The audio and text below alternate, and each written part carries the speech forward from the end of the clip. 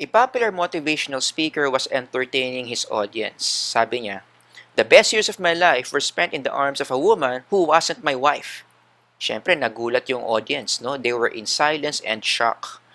Pero may punchline pala yung motivational speaker. The speaker added, "And that woman was my mother." And then comes the laughter and applause. Na-impress yung audience doon sa kanyang maikling joke. A week later, a top manager trained by the motivational speaker tried to crack this very effective joke at home during a small party. So merong estudyante itong motivational speaker na ito, ginaya niya yung joke nung kanyang teacher, no, nung motivational speaker. Pero he was a bit foggy after having a drink or two, tipsy na. Kaya may epekto yan sa kanyang memory. He said loudly, "The greatest years of my life were spent in the arms of a woman who was not my wife." So, syempre, nung narinig yung asawa niya na sinabi yun ng kanyang husband sa harap ng maraming tao, she was in red with shock and rage. So, nagalit siya na nahihiya, no? Doon sa sinasabi ng asawa niya. But of course, merong punchline ito. 'Di ba? May punchline. Ang problema, nalimutan niya yung punchline. Kung ano yung next na dapat niyang sabihin. So, standing there for 20 seconds, trying to recall the second half of the joke, with the guest not saying a word, nataranta na rin yung manager kung ano dapat niyang sabihin, he finally just blurted out, "And I can't remember who she was." So, mas lalo pang lumala yung sinabi niya. Di ba? So, the reason why nag-open tayo ng ganitong story is because we are in the process of discussing human memory. In part 1 of our video, we discussed there kung ano yung mga iba't ibang ideas on how memory works, di ba? Yun nga yung ating goal for this video and for the previous video, it is to understand how the psyche remembers. The more we understand the principles of how memory works, mas magiging epektibo tayo sa pagtulong sa ating mga sarili on how to remember things better. Huwag nating kalilimutan yung theory na pinag-usapan natin from last video, yung Atkinson-Shiffrin theory. Basically, ang sinasabi lang ng theory, we remember better when we keep on repeating the information we want to remember. The more you rehearse, the more you remember. Mas inuulit-ulit mo yung bagay na gusto mong i-memorize, mas naaalala mo yung information na yan. 'Di ba sabi doon sa theory, everything you see, lahat ng makita mo in your environment goes into your sensory memory. And then, halimbawa, laman yan ng notebook mo na exam mo bukas, pag inulit-ulit mo yan, pag nireview mo ng nireview yan, yung laman ng sensory memory, it will be passed to the short-term memory. I-reviewin mo pa ng reviewin yan, ulit-ulitin mo yan, it will go to your long-term memory. And that is the time that you can say na na-memorize mo na yung mga bagay na minememorize mo. That's why as a student, if you have an exam and you need a good memory for the reviewer na inaral mo, one way to do it is to place the contents of your reviewer mula sensory memory papuntang long-term memory. Paano ang paraan? Ulit-ulitin mo yung pagre-review para malagay mo yung mga information sa long-term memory mo.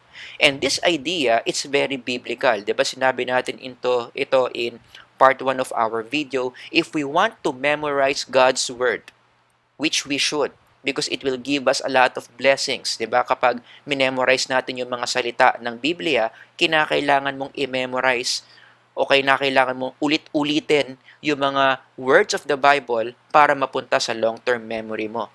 Deuteronomy 6:6-7, "These commandments that I give you today are to be on your hearts. Impress them upon your children." Paano? Paano mo ilalagay yung commandments sa heart? Paano mo i-impress yung information sa loob ng ating psyche? The passage continues, "Talk about them when you sit at home and when you walk along the road, when you lie down and when you get up." In other words, ulit-ulitin mo yung God's Word para ma-memorize ng bata yung mga words na ito. From sensory memory, keep on repeating it so it goes directly to long-term memory. Kaya nga, Atkinson-Shiffrin theory will answer this question, papaano? What is the cause of poor memory? Because of distraction. Merong mga bagay na naghihinto sa atin na ulit-ulitin yung mga information that we want to memorize. And that is none other than yung tinatawag nating distraction. Lahat ng mga bagay na kumukuha ng oras natin from memorizing the things that we need to memorize are considered distraction. Nandiyan ang Facebook, ang Twitter, ang YouTube, or in general, social media. Kaya alam nyo, marami mga estudyante ngayon, medyo poor ang memory. Not because may problema sila sa brain, not because they are not genetically good. It has something to do with how distracted these students are. Masasabi ko na ang Pilipinas compared to other countries is one of the countries na talaga namang distracted when it comes to social media. Maraming oras ang nawawala sa ating mga buhay na dapat ginagamit natin for memorizing things that we need to memorize because of the distraction that we have from social media. Alam nyo kasi, yung distraction, ang pinaka-epekto sa atin yan, sinisira nito yung ating ability to pay attention. And in cognitive psychology, paying attention is the foundation of good memory. Let me repeat. Good attention is the foundation of good memory. In other words, i-connect mo yung dalawang ideas kapag nasira yung attention mo. If you are not paying enough attention to something na minememorize mo, huwag ka nang umasa na mamememorize mo ng maayos yan. And this is what these distractions are doing to our attention. It destroys it. Therefore, ang epekto niyan, bumababa yung ating ability to remember things that we need to be memorizing. Kaya alam nyo sa mga estudyante dito, I'm sure maraming guilty dyan. How many times did you review for an exam na meron ka pang ibang ginagawa? At yung ibang ginagawa mo, it's a form of distraction. Nanonood ka ng Netflix, nanonood ka ng YouTube, chinecheck mo yung messages mo, chinecheck mo yung notifications mo sa Facebook. So yung attention mo ngayon nahahati between reviewing and those distractions. So ang nangyayari, yung dami ng information na name-memorize mo, hindi ganun karami kasi kinukuha ng mga distractions. One effective strategy para maging maayos yung pag-memorize mo ng notebook mo, patayin ang cellphone when you are reviewing. Kasi pag pinatay mo yung cellphone mo, dyan ka makakatakas from the powers of distraction na sinisira yung iyong attention. Diba? Kaya yung mga estudyanteng nakikinig sa akin ngayon, subukan nyo lang yan. One time. Turn your cell phones off. 100% of your attention, ilagay mo sa minememorize mo. Most likely, you are going to do well in that exam. At alam nyo, this is empirical. Studies after studies are showing na kapag sinasanay pala natin yung ating psyche sa pagiging distracted, may dalawang bagay ang masamang nangyayari. Number one, nagkakaroon tayo ng mga lapses of attention. Dumadami yung errors natin sa mga ginagawa natin. And number two, kapag sinasanay mo yung psyche mo sa distraction, ang nakalagay dyan, you have the tendency to spontaneously and deliberately mind wander. Nag-iisip ka ng mga bagay-bagay na wala namang kinalaman doon sa current na ginagawa mo. And that lowers down the quality of your work. Diba? Kapag nawawala ka sa focus, nawawala ka sa concentration, overall, hindi nagiging maganda yung kinalalabasan ng mga ginagawa mo. And in the same way, by experiencing these two negative things, lalong pumapalya yung ating ability to remember things. Kaya naman, I think the Bible is very strong in encouraging us to really focus. Hindi lang sa classroom, but in life in general. Diba sabi ng Proverbs, let your eyes look straight ahead. Straight ahead lang. Fix your gaze directly before you. Yung mga salitang yan, fix your gaze, straight ahead. Focus yan. Concentration. Lumayo ka sa mga distractions. Make level paths for your feet and take only ways that are firm. Ibig sabihin, alisin mo yung mga distractions. Do not swerve to the right or the left. Keep your foot from evil. Yung mga tao na walang sense of focus, puro sila distracted, lagi nilang tinatawag yung mga tawag ng distractions, it is not doing well. They are not do well in this life. Focus, concentration is very important if we want to have a good memory. Now, let's talk about the second theory na pag-uusapan natin on how we remember better. Ito yung tinatawag nating levels of processing theory. Sabi ni Craig and Lockhart, sila yung nag-develop ng theory, we are less likely to remember information when we process the information sa shallow level. Mas naaalala natin yung information kapag pinoproseso natin yung information in the deep level. Yan yung kanilang model of memory. Shallow processing, remember less. Deep processing, remember more. Mas maganda kung i-demonstrate natin para we can understand what levels of processing theory is saying. If I ask you to memorize the following words in order, do this now. Memorize nyo in order. Go.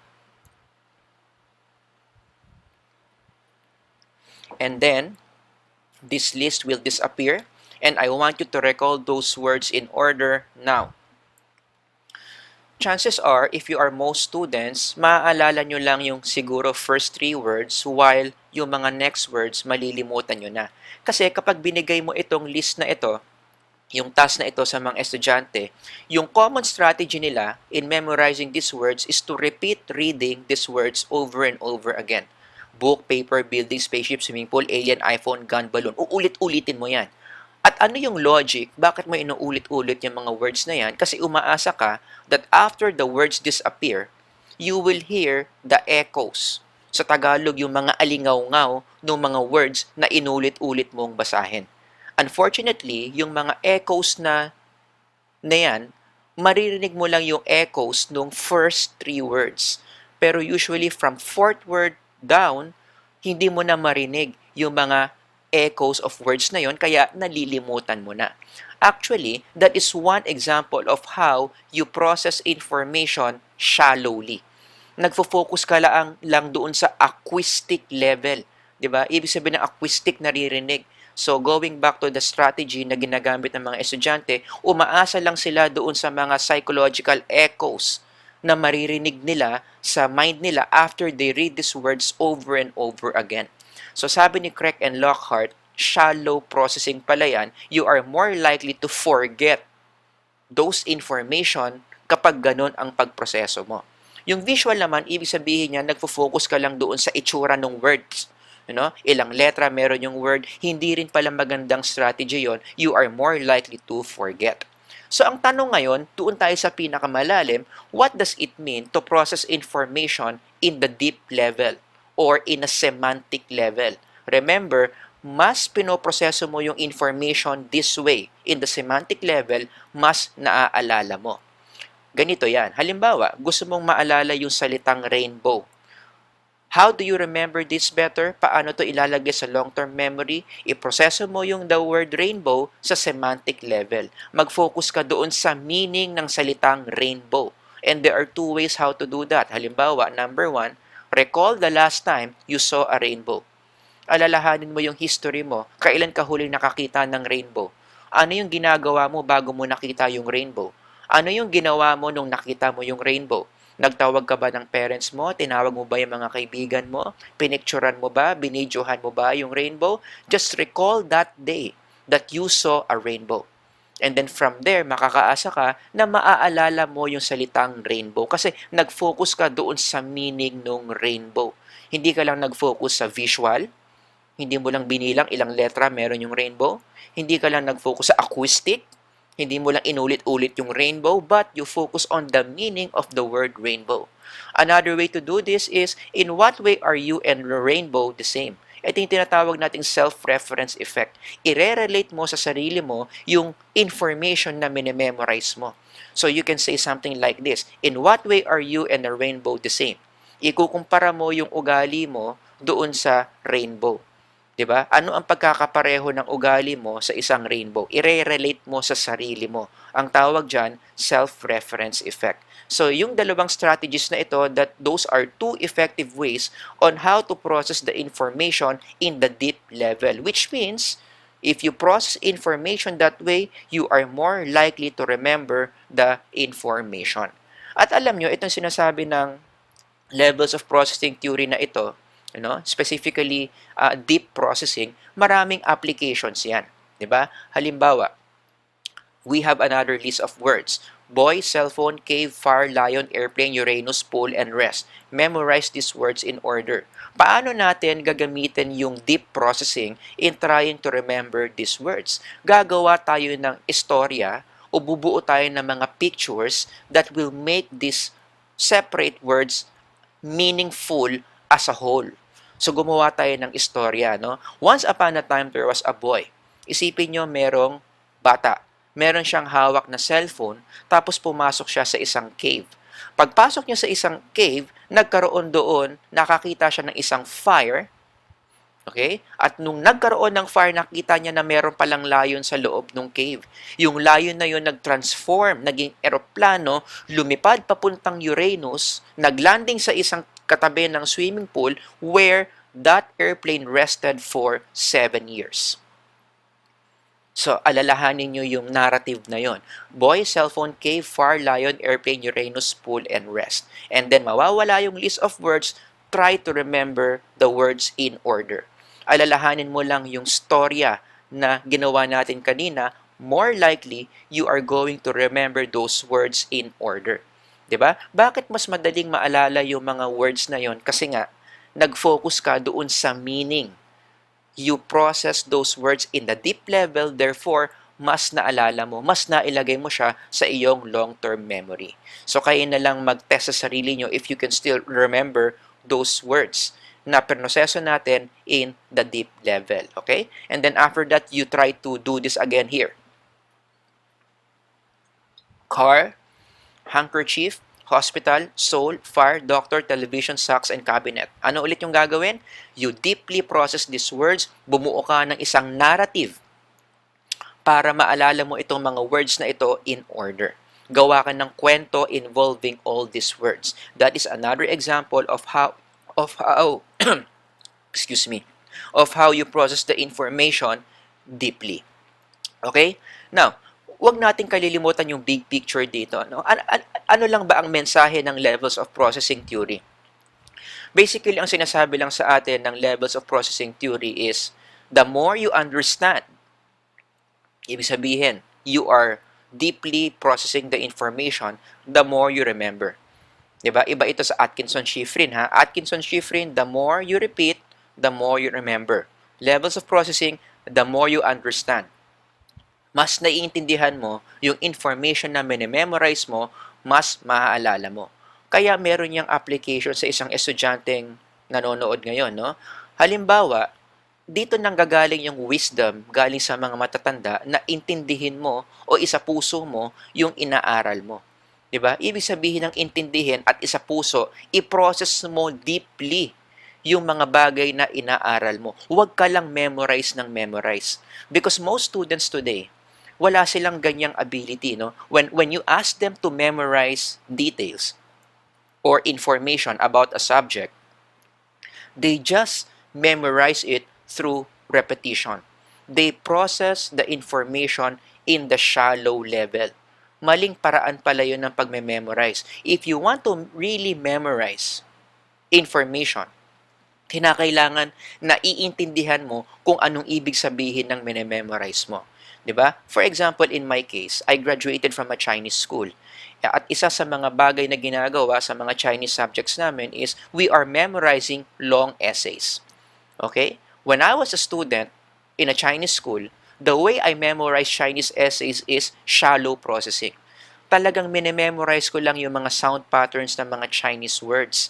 And it helped me in a certain level.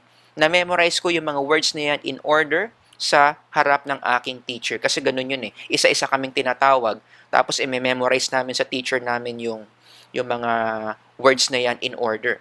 Pero alam nyo, to tell you the truth, while I was memorizing those words in front of my teacher, wala akong naiintindihan sa mga mini-memorize ko. I just memorized the sound patterns of the Chinese characters. Diba? Kung tatanungin mo ko, anong ibig sabihin ng sinabi ko? Wala, hindi ko alam. Alam ko lang yung mga sound patterns. The thing is, if you ask me right now, mag-recite ako sa inyo ng isang Chinese essay, ni isa, wala akong maibibigay. Bakit? Because I already forgot those things that I shallowly memorized. Kaya alam nyo, isang effective way talaga sana para maalala ko yung mga Chinese words na yan. Even many years after, kung memorize ko yung mga Chinese words na yan na alam ko kung ano talaga yung ibig sabihin, most likely, mamememorize ko pa yan ngayon. Pero yun nga, hindi nga eh. Oo, hindi ko kasi naintindihan kaya shallow lang yung processing ko. Therefore, hindi ko na yan mamememorize ngayon. Maliwanag. O, isa pang application nito sa pag-aaral ng kasaysayan, di ba? Marami mga estudyante ayaw sa history because it's a subject of memorization. Many names, many dates to memorize. Pero alam nyo, one way to motivate yourself to really memorize these words para malagay nyo sa long-term memory nyo, mag-focus kasi kayo sa significance nung name at nung dates. Huwag lang kayo memorize ng name. Huwag lang kayong memorize ng dates. Alamin nyo yung importansya o yung halaga ng mga pangalan at ng mga dates na minememorize nyo. Di ba? Kaya maganda talaga ang isang history textbook, punong-puno yan ng pictures. Mamaya we will talk about that later. Okay, kung anong ibig sabihin kung paano nakakatulong yung picture sa deep processing ng mga name and dates in the field of history. Okay? But ito, magandang tip ito, no? Lalo na yung going back sa ating pinag-uusapan na levels of processing. Kapag meron kang mga information that you want to memorize, kinakailangan tatanungin mo yung sarili mo, ano ang significance ng information na ito? And ano yung mga questions na itatanong mo para palabasin yung significance ng inaaral mo? Ano ang connection nito sa akin? Paano ako nakaka-relate sa information na ito? Paano ko ito magagamit sa pang-araw-araw kong buhay? Let's say you are memorizing the definition of cognitive psychology. What is cognitive psychology? Huwag mong i-memorize lang yung word for word, yung nakalagay sa glossary ng textbook. Ang gawin mo, tanungin mo yung sarili mo, given this definition of cognitive psychology, ano ang connection nito sa akin? Diba? Ano yung mga bagay na nangyayari sa araw-araw kong pamumuhay na masasabi kong cognitive psychology yon? Diba? Paano ko magagamit yung cognitive psychology sa aking pang-araw-araw na buhay? Magagamit ko ba yung cognitive psychology sa paglalaro ng basketball? Magagamit ko ba yung cognitive psychology sa pakikipag-usap sa ibang tao? Okay? Ganun dapat ang pag-aaral ng mga information. Inaalam natin yung significance ng information. In that way, mas madali nating nalalagay yan sa ating long-term memory. At ito, meron na naman itong implication sa mga teachers. Ang mga teachers, tulad ko, isang application dito dapat marunong tayong i-transform yung abstract lessons into concrete levels. Karamihan ng mga lessons sa pinag-aaralan natin o na sinishare natin sa mga students kasi, when you get it straight from textbooks, sinulat na kasi yan ng mga experts in the field. Sinulat na yan ng mga big time sa field. Therefore, they have a tendency to explain things in an abstract way. Diba? Kasi yung assumption nila, maiintindihan sila in that level. Kasi teacher din ang nagbabasa sa libro nila. Pero alam nyo, ang implication nito as teachers, no, huwag nating ituturo sa mga estudyante yung mga nakalagay sa textbooks na ganong forma. Kasi most likely yung nasa textbook, abstract yan eh. 'Di ba? So what do we do as teachers? We want to transform those abstract knowledge, gagawin nating konkreto.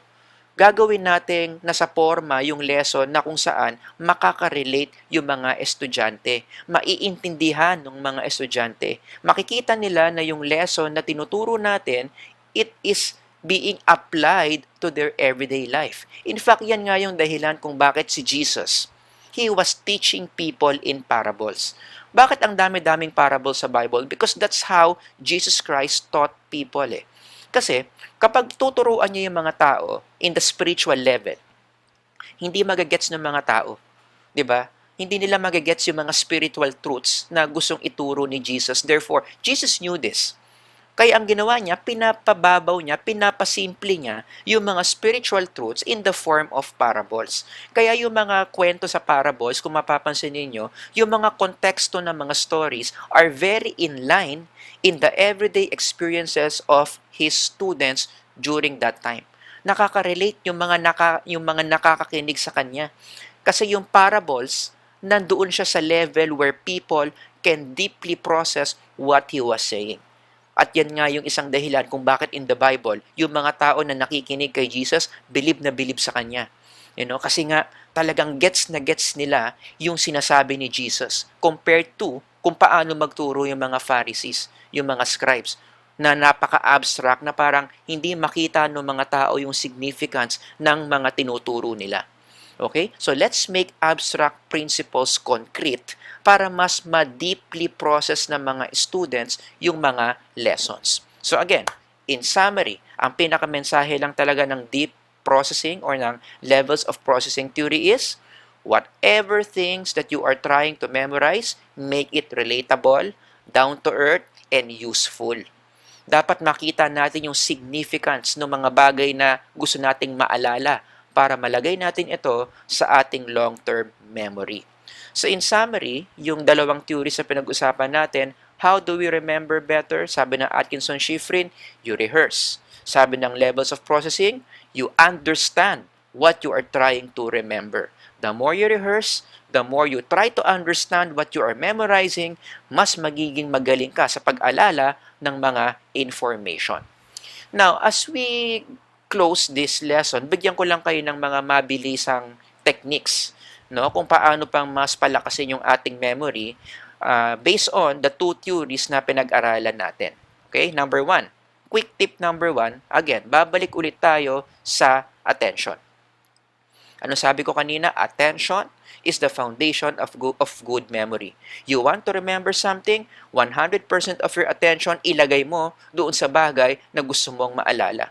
Kaya naman kayo mga estudyante, huwag kayong nagagalit sa aming mga teachers kapag saway kami ng saway sa inyo sa classroom. Lalong-lalo na when we see you being distracted. Kapag nagdadaldalan kayo, 'di ba? Kapag gumagamit kayo ng mga cellphone nyo, kapag natutulog kayo, o kaya kung ano-anong dinodrawing nyo sa notebook nyo, we call your attention para mawala yung attention nyo from distraction, pupunta doon sa lesson na tinuturo namin sa inyo.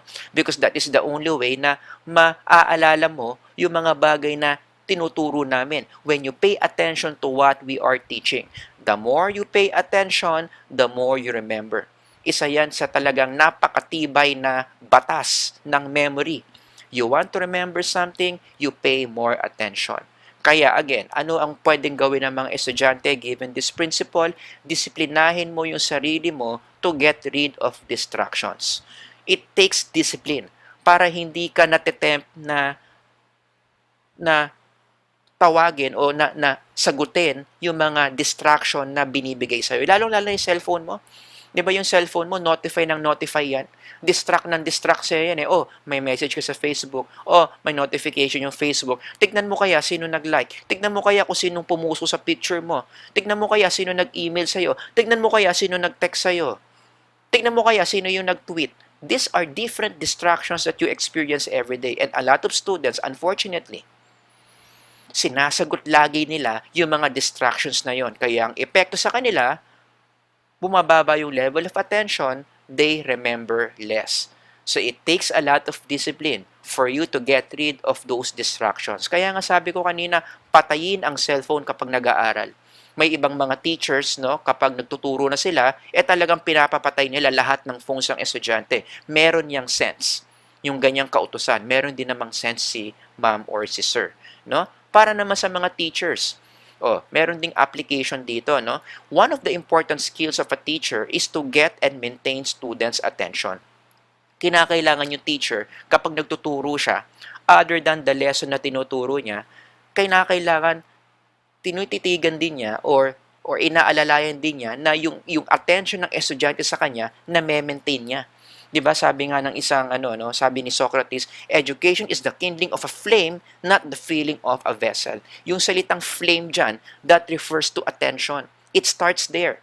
If you want students to listen to what you're saying, mag-spark ka ng flame na gusto nilang bigyan ka ng pansin. Because the more they pay attention to you, the more they will remember what you are teaching them. 'Di ba sabi nga ng mga pag-aaral, no, maraming klase ng teacher when it comes to getting students' attention. Ito yung tinatawag na needs improvement teachers, di ba? May mga ganyan kang teacher kakilala yung wala talagang nagpe-pay attention sa kanya. From the moment the teacher enters the classroom hanggang sa matapos yung lesson, walang nakinig, walang nag-pay attention because the teacher did not care whether students pay attention or not. Ang importante lang sa teacher na yan, matapos niya yung lesson. You know? Merong mga ganyang teachers when students remember nothing from what they taught. Meron naman mga teachers average. Kasi in fairness, nakikinig naman yung mga estudyante sa kanya. Pero, saan lang nakinig? Sa simula at sa hulihan. 'Di ba? Mataas yung attention ng mga estudyante sa kanya nung una kasi nag-opening prayer siya, tsaka maganda yung opening joke niya. Pero yung gitna, yung pinaka-lesson na, naging boring na yung lesson, pumalya na yung attention ng mga estudyante. Nagte-text na, nagdadaldala na, natutulog na, lumalabas na, nagsi-CR, mamaya na babalik, mababa na yung attention. Tataas ulit yung attention ng mga estudyante kasi si teacher meron siyang closing joke at alam ng mga estudyante na may mga announcement si ma'am or si sir for next meeting, kaya doon lang sila makikinig. 'Di ba? For these students, they just remember some. Ito yung mga average teachers. 'Di ba? Great teacher, ito naman yung talagang ganito ang itsura ng attention ng mga estudyante. 'Di ba? Great teachers start strong. Ang ganda ng introduction niya. Energetic si ma'am, energetic si sir. But along the way, bababa na naman yung attention ng mga estudyante. But the reason why this teacher is great is because this teacher matters to him or her na bumababa yung attention ng estudyante. Hindi siya papayag na tuloy-tuloy bababa yan. Meron na naman siyang strategy na gagawin para tumaas ulit yung attention ng mga estudyante. They exert effort to maintain the attention of students. Tuwing bababa, meron silang gagawin something, whether that's a joke or they call students' attention, para tumaas ulit yung attention ng mga estudyante sa tinuturo nila. These kinds of teachers, they make students remember many things.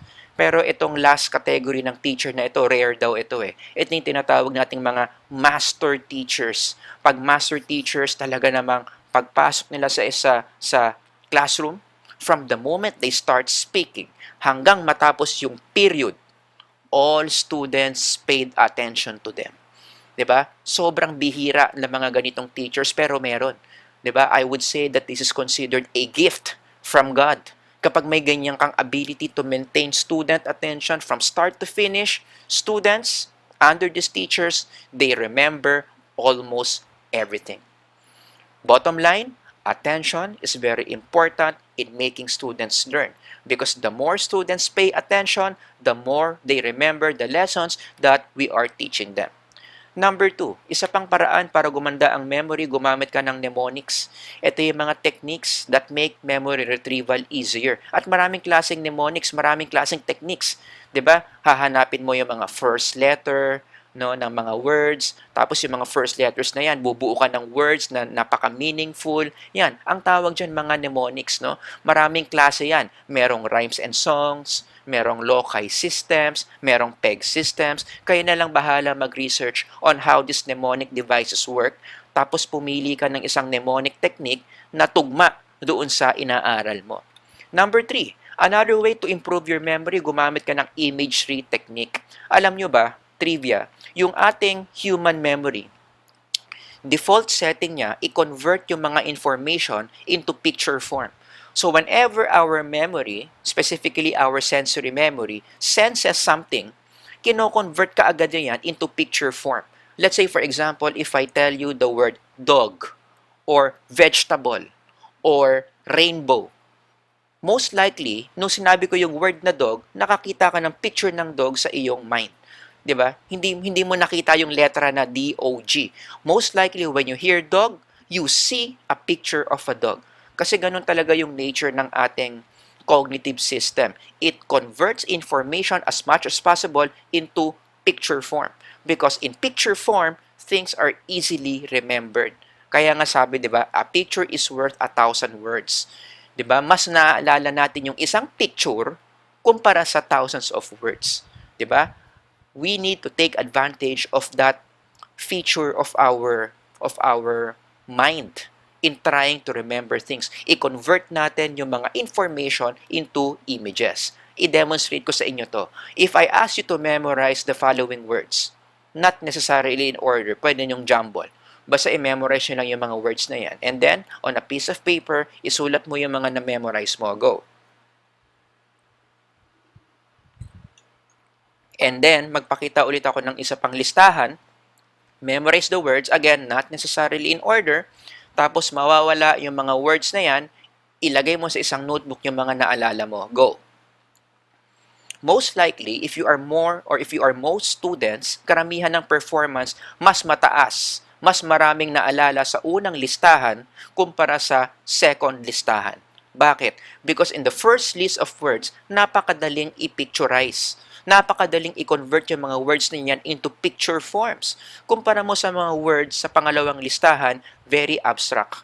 Ang hirap mo i-convert yung fairness into word, fairness in a picture, integrity in a picture, discipline in a picture. The more concrete, the more visualizable an information is, the better we remember.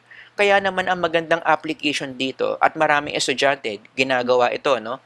Whenever they take notes, nagdo-drawing din sila ng mga figures sa notebook.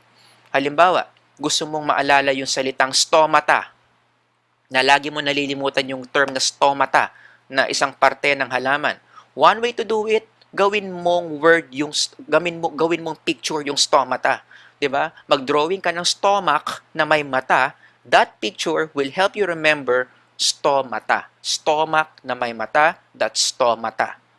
'Di ba? Kino-convert mo yung ideas in a picture. Ang tawag natin dyan, visual note-taking. And I know students, based on my experience, yung notebook nila, hindi lang puro letra. Sa notebook nila, marami rin silang mga images na sinusulat to help them remember better the different ideas na sinusulat nila sa notebook. And guess what? Hindi kinakailangan magaling kang mag-drawing. Basta ma-convert mo lang in your own way yung isang idea sa notebook mo into a picture form, malaking tulong na yan in helping you remember that information. Dito na rin natin i-relate yung sinasabi ko kanina, no, in how you should study history. Make studying history very visual. Kasi kapag ginawa mong picture form, yung mga details na pinag-aaralan mo sa history, this is another way for you to deeply process, naalala nyo yung deep processing theory, another way to deeply process the information you are trying to remember. Halimbawa, gusto mong maalala yung salitang Sigmund Freud. 'Di ba? Medyo mahirap yung pangalan, Sigmund Freud. One way to process that deeply, gawin mong picture yung Sigmund Freud. Pumunta ka sa internet, i-type mo yung Sigmund Freud, hanapin mo kung ano yung itsura ni Sigmund Freud. And then associate his name with his face. Associate the name with his clothes. Associate his name doon sa hawak niyang tabako. Huwag mo lang i-memorize yung Sigmund Freud. Alamin mo kung sino si Sigmund Freud. Kailan yung birthday ni Sigmund Freud. Sino ang asawa ni Sigmund Freud. Ano ang kinamatay ni Sigmund Freud. Ano ang koneksyon ni Sigmund Freud sa psychology. Diba? The more you visualize all these things, the easier for you to remember Sigmund Freud. Ganon din sa dates. Karamihan kasi sa mga estudyante, they just memorize dates. Pero one way to really deeply process the dates that you are memorizing, hanapan mo ng picture yung date. Halimbawa, January 9, 1878. Ano yan? Yan yung kapanganakan ng taong yan. At sino yung taong yan? Si John Watson. Alamin mo kung sino si John Watson. Siya pala yung isa sa mga fathers of behaviorism in the field of psychology. So, i-associate mo ngayon yung January 9, 1878 sa picture ni John Watson. Anong meron nung September 25, 1898? I-connect mo ulit yung date na yan sa isang picture ng isang babae na ang pangalan ay Rosalie Rayner. At alam nyo, yung Rosalie Rayner na yan, may kinalaman yan sa picture ni John Watson. 'Di ba? Mas maaalala mo yung September 25, 1898 kapag alam mo yung storya ni Rosalie Rayner in connection to John Watson. Naging lovers sila. Pero yung pagiging lovers nila, bawal. Kasi si John Watson, during that time, nung naging sila ni Rosalie Rayner, merong asawa si John Watson. To make the long story short, iniwan ni John Watson yung asawa niya na yon para kay Rosalie Rayner. 'Di ba? Kapag yan, na-picture mo lahat yan, nakita mo yung narrative ng love story ni John Watson tsaka ni Rosalie, madali lang maalala yung January 8, 1878 at September 25, 1898. O, di ba? Ganyan mag-aral ng kasaysayan. Ginagawa nating image form. That is another way to process information in the deep level. Number 4, pwede ka rin gumamit ng elaborative encoding. Di ba, ibig sabihin ng elaborative from the term elaborate. Ibig sabihin ng elaborate, tell me more. Di ba? O, elaborate mo pa yung experience mo. Meaning, tell me more about your experience. Dagdagan mo pa yung mga information na alam mo about something. O, wag mo lang i-memorize yung definition ng psychoanalytic theory. Alamin mo more information about psychoanalytic theory, 'di ba? Sino nagsimula niyan? Anong bansa dinevelop yung psychoanalytic theory? Ano ang connection ng psychoanalytic theory sa hypnosis? Sino yung mga tao na hindi naniniwala sa psychoanalytic theory?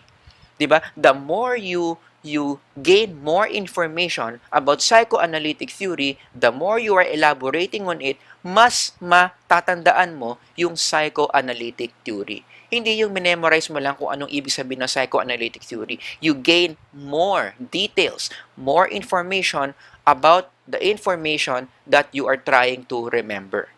Number 5, sleep. Alam nyo, studies after studies are showing malaki ang koneksyon o ang kinalaman ng pagtulog sa magandang memorya. Alam nyo kung ano raw ang epekto ng tulog sa memorya?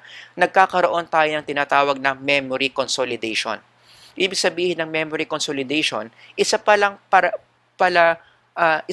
paraan ng pagtulog o pag-memorize yung natutulog ka. Kasi kapag natutulog ka, yung laman ng short-term memory mo napupunta sa long-term memory. So, hindi lang pala puro rehearsal yung paraan to transfer information from short-term to long-term memory. Another way is to sleep. When you sleep, let's say you studied well, you studied the night before, and then you have an 8 hours of sleep, magkakaroon ka ng memory consolidation. Lahat ng inaral mo, lahat ng mga bagay na natira pa sa short-term memory mo, ililipat ng brain mo papuntang long-term memory. And that only happens when you experience REM, rapid eye movement. And rapid eye movement is only experienced in deep sleep, kumpletong 8 hours. Kasi 'di ba maraming stages of sleep, no? Stage 1, 2, 3, and 4, and then REM. Sa REM lang nangyayari yung memory consolidation. Therefore, hindi counted dito yung maikli ang tulog, yung mga nap lang. Kinakailangan talaga complete hours of sleep so that consolidation becomes possible. Malilipat yung mga information from short-term to long-term. Paggising mo, mas madali mong ma-retrieve yung mga information na inaral mo the night before. Bakit? Kasi kompleto ang tulog mo. And specifically, the part of the brain that enables consolidation is yung hippocampus. Oo. Pinag-aralan nila yan sa laboratory, yung mga taong natutulog na merong inaral before silang natulog, there was a time in their sleep, the REM stage, napaka-active ng hippocampus. It's as if they are reviewing the lesson that they have studied before they went to sleep. No? So parang nagre-review mag-isa yung brain mo habang tulog at nililipat niya yung mga information from short-term to your long-term memory. Kaya alam niyo, malaki ang application na ito sa mga estudyante. Before an exam, kinakailangan kumpleto ang tulog mo. Huwag na huwag kang mag-e-exam ng puyat. Unfortunately, mukhang kontra ito sa mga paniniwala ng mga estudyante, 'di ba? Na kapag mayroong malaking exam the next day, ang linyahan walang tulugan.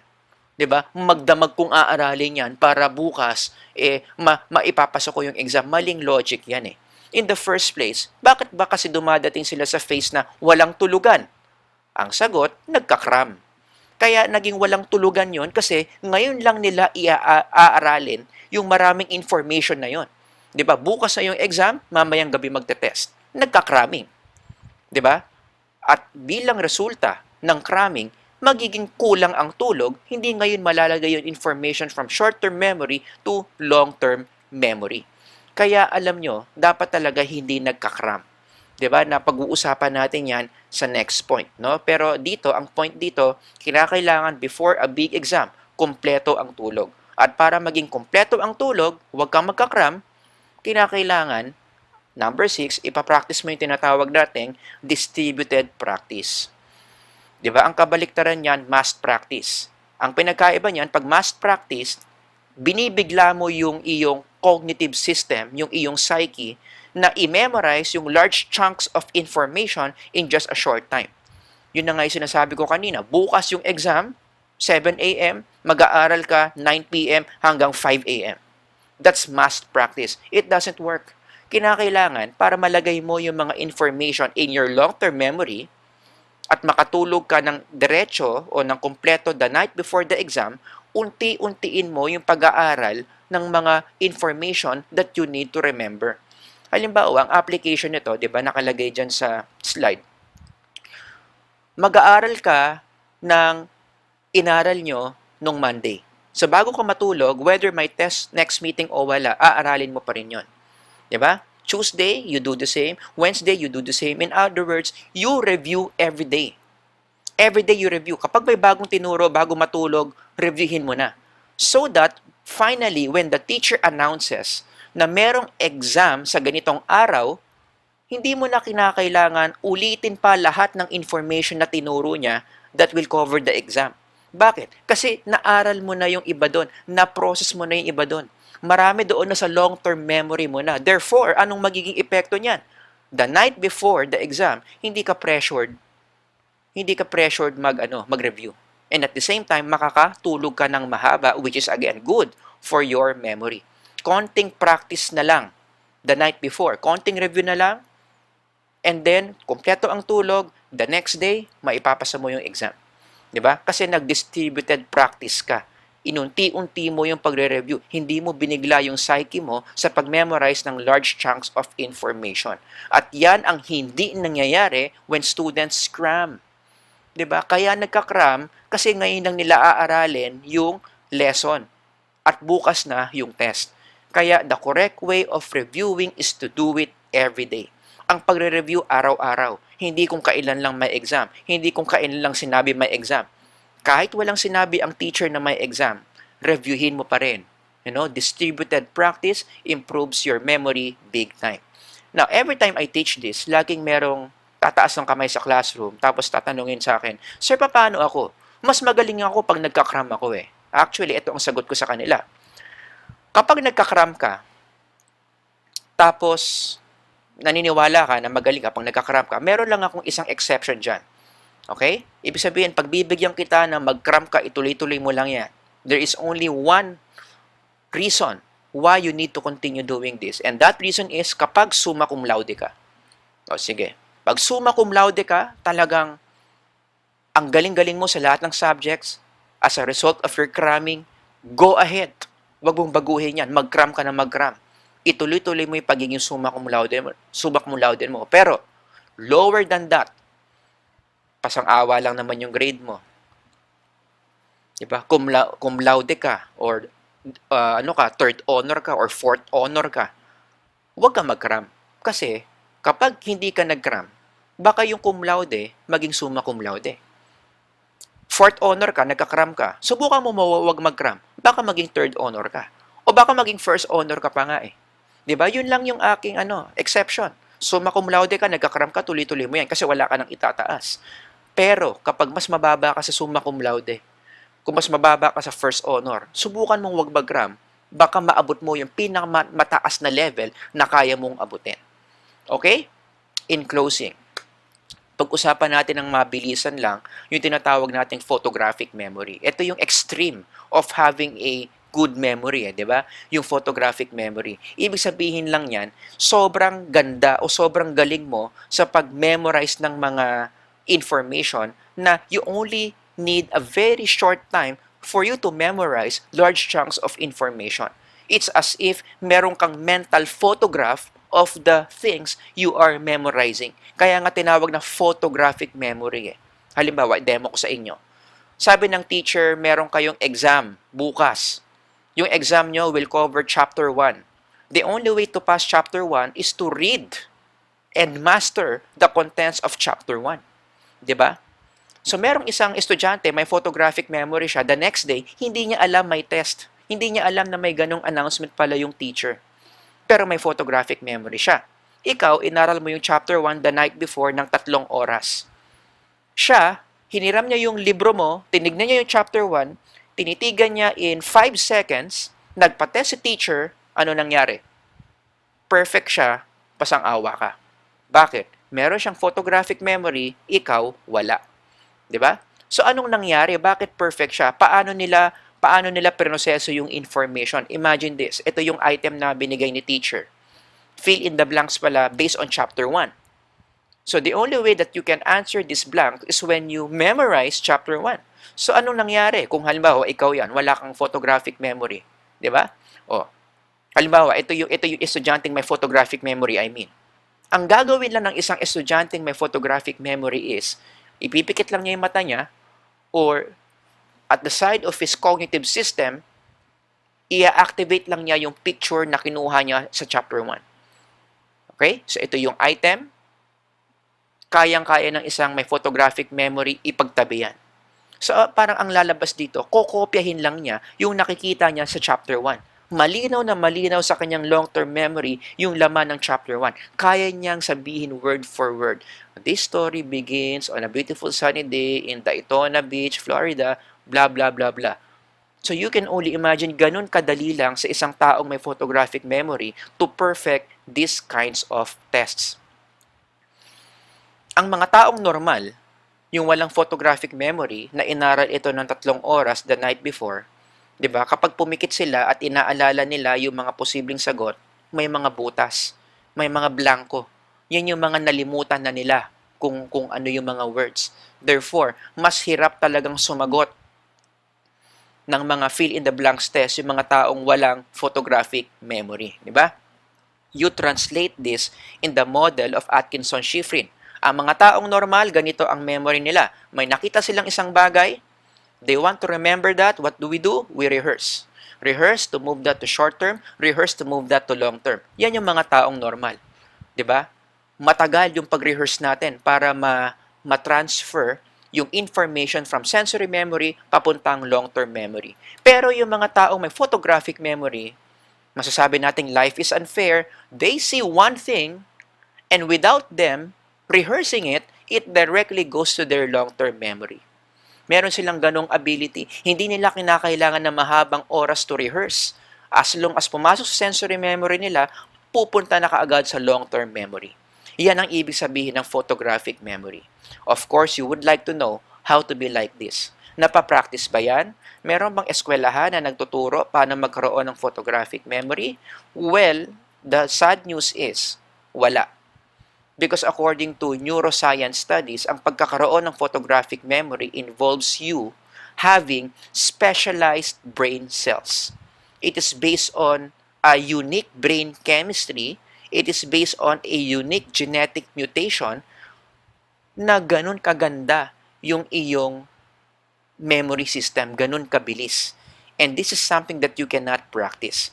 'Di ba, in Philippine history, although haka-haka lang naman, no, sinasabi lang nila na si former President Marcos at si former Senator Miriam Defensor Santiago, meron silang mga photographic memory. And especially si Senator Miriam, talagang it's convincing to believe na meron siyang photographic memory. Mabilis siyang mag-transfer ng information from sensory to long-term. I mean, if you look at her achievements, kung ano yung kanyang mga educational attainment, yan.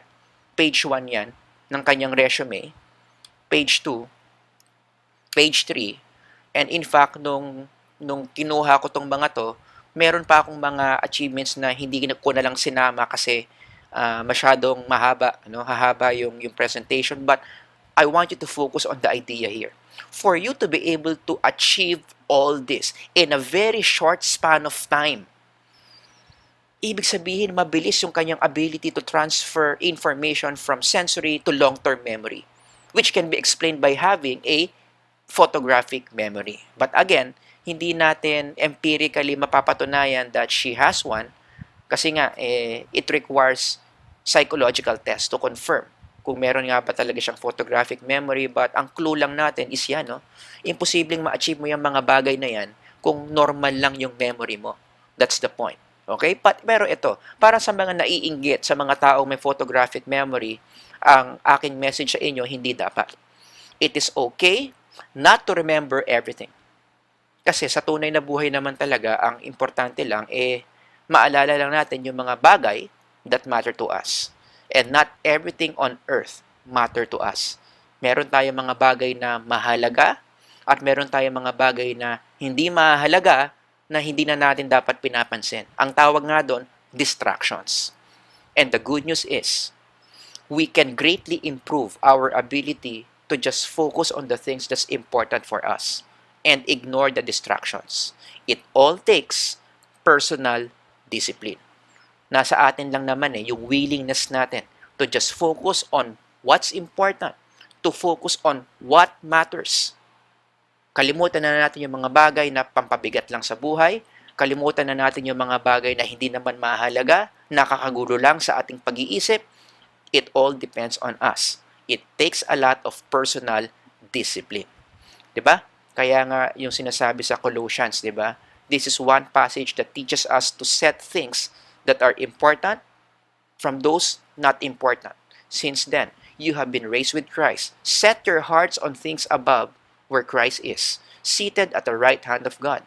Set your minds on things above and not on earthly things. 'Di ba yung verse 2?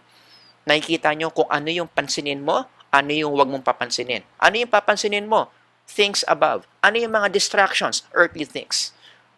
Ano yung mga earthly things na distraction lang, na dapat hindi na natin pinapansin? Put to death, therefore, whatever belongs to your earthly nature. Tulad ng sexual immorality, impurity, lust, evil desires, greed, which is idolatry. In our spiritual life, in our psychological life, that is one very important skill to develop. Paying attention to things that matters and ignoring those things that don't. Sana meron kayong natutunan dito sa part 2 ng ating lecture on the cognitive psychology of human memory. Thank you everyone for listening and God bless.